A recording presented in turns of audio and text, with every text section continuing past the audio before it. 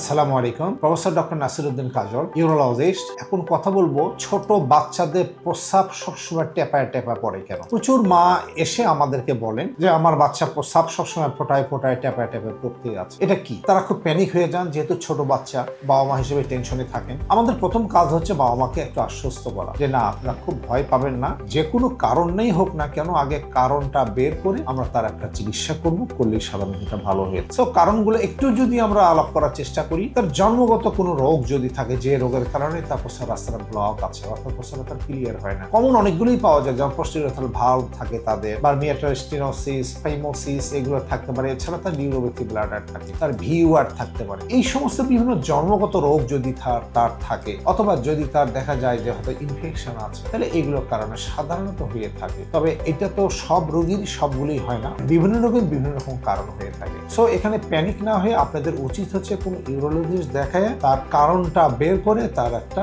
পর্যাপ্ত পরিমাণ চিকিৎসা নেওয়া। যদি আপনারা ঠিক টাইমে চিকিৎসা নেন, তাহলে বাচ্চা ভালো থাকে। অনেক রোগ আছে, অনেক বাবা মা বোঝেন না, কথার কথা হয়তো আছে তার পোস্টেরিয়র ভালভ, মানে একটা জন্মগত রোগ, যখন তার প্রস্রাব রাস্তা একটা পর্দার মতো জিনিস দিয়ে ব্লক থাকে। অনেক বাবা মা বোঝেন না, ওনারা অনেক পরে বাচ্চা নিয়ে আসেন, ততদিনে দেখা যায় যে বারবার প্রস্রাবের ইনফেকশন হয়, প্রস্রাবের থলি যেটা থাকে, মূত্রথলিটা অনেক বড় হয়ে যায়, এমনকি ইউরিন গুলো উপরে চাপ দিয়ে অনেক সময় হাইড্রোনেফ্রোসিস, মানে কিডনিগুলো ফুলেও গিয়ে থাকে। সো এই জন্যই বলবো যে কোনো জন্মগত রোগ হলেই প্রস্রাব পড়ে যায়, ফোটা পরে টেপা পরে, এরকম হলেই অবশ্যই এটা গুরুত্ব দিবেন এবং বাচ্চাদেরকে অবশ্যই আমাদের মতো ইউরোলজিস্ট দেখায় নেবেন। তার কারণটা বের করে একটা চিকিৎসা করলে বাচ্চা ভালো থাকবে এবং আপনি নিজেও ভালো থাকবেন। ধন্যবাদ।